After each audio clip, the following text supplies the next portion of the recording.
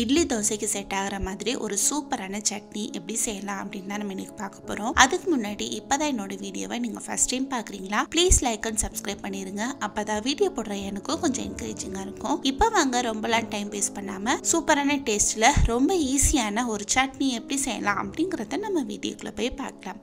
Welcome to சாச்சி சமையல். First ஒரு கடாய் எடுத்து வச்சுக்கோங்க. அதுல நான் இன்னைக்கு 3 ஸ்பூன் அளவுக்கு பச்சை வேர்க்கடலை எடுத்து வச்சிருக்கேன். அதை இந்த கடாயில எடுத்து போட்டு நல்ல மீடியம் ஃப்ளேம்ல வச்சு அதோட கலர் மாறுற வரைக்கும் நல்லா வறுத்து விட்டுக்கறலாம். உங்ககிட்ட காஞ்ச கடலை இருந்துச்சுன்னா நீங்க டைரக்டா கூட சேர்த்துக்கறலாம். இப்ப பாருங்க கடலை கொஞ்சம் கொஞ்சமா வறுத்து அதோட கலரை நல்லா மாறி வந்துருச்சு. இந்த டைம்ல இதை எடுத்து ஒரு தட்டுல மாத்திடலாம். அடுத்து அதே கடாயில 1 ஸ்பூன் அளவுக்கு எண்ணெய் சேர்த்துக்கோங்க. எண்ணெய் நல்லா காஞ்சதும் இதுல ஒரு 10 போல மிளகாய், அடுத்து ஒரு 10 போல சின்ன சைஸ் பூண்டு எடுத்து லைட்டா இடிச்சு வச்சிருக்கேன். அதை இதுல சேர்த்து இது நல்ல ஓரளவுக்கு வறுத்து வர வரைக்கும் வறுத்து விட்டுக்கறலாம். இப்ப பாருங்க பூண்டு மிளகாய் இதோட கலர் நல்லா மாறி வந்துருச்சு. இந்த டைம்ல இதுல ஒரு 5 to 6 கிட்ட தக்காளி பழம் எடுத்து வச்சிருக்கேன். அதை இதுல சேர்த்துக்கறலாம். அடுத்து தக்காளி நல்லா மசிகிறதுக்காண்டி தேவையான அளவு உப்பும் போட்டு நல்லா மிக்ஸ் பண்ணி விட்டுட்டு இந்த கடாயை மூடி வச்சிடலாம். தக்காளி ஓரளவுக்கு சாஃப்டா வதங்கி வரட்டும். ஒரு 2 to 3 நிமிஷத்துக்கிட்ட ஆயிடுச்சு.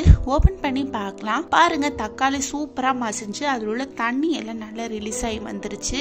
இந்த டைம்ல இதை நல்லா மிக்ஸ் பண்ணி விட்டுட்டு கேஸ் ஆஃப் பண்ணிட்டு இதை எடுத்து ஓரமா வச்சிருங்க. அடுத்து சட்னி அரைக்கிறதுக்கு ஒரு மிக்ஸி ஜார் எடுத்து வச்சுக்கோங்க. அதுல நம்ம ஃபர்ஸ்டா வறுத்த வேர்க்கடலையை மட்டும் போட்டு நல்ல பவுடர் கணக்கா அரைச்சி எடுத்துட்டு வந்துடலாம். பாருங்க இந்த அளவுக்கு அரைச்சி எடுத்துட்டு வந்த பிறகு நம்ம செகண்டா வதக்கி வச்சிருக்கிற தக்காளி மிளகாய் இதையும் இதுல போட்டுக்கறலாம். அடுத்து கடாயில கொஞ்சமா தண்ணி ஊத்தி அதையும் அலசி இதுல ஊத்திருங்க. இப்போ இதே எல்லாத்தையும் சேர்த்து நல்ல சட்னி பதத்துக்கு அரைச்சி எடுத்துட்டு வந்துடலாம். அடுத்து இந்த சட்னி தாளிப்புக்காண்டி ஒரு கடாய் எடுத்து வச்சுக்கோங்க. அதுல 1 ஸ்பூன் அளவுக்கு எண்ணெய் சேர்த்துக்கிறேன்.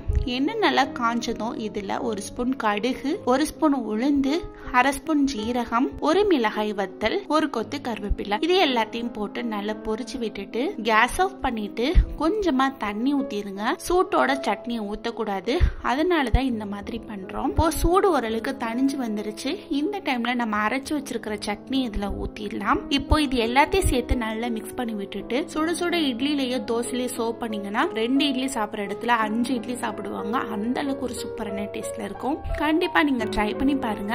ட்ரை பண்ணி பார்த்துட்டு எப்படி இருந்தது அப்படிங்கறத கமெண்ட் பாக்ஸ்ல கமெண்ட் பண்ணுங்க. ரொம்ப ரொம்ப டேஸ்டான சூப்பரான இந்த சட்னி உங்களுக்கு பிடிச்சிருந்ததுன்னா லைக் பண்ணுங்க, ஷேர் பண்ணுங்க, சப்ஸ்கிரைப் பண்ணுங்க. அப்படியே பக்கத்துல இருக்கிற பெல் ஐகானை கிளிக் பண்ணுங்க. தேங்க்ஸ் ஃபார் வாட்சிங்.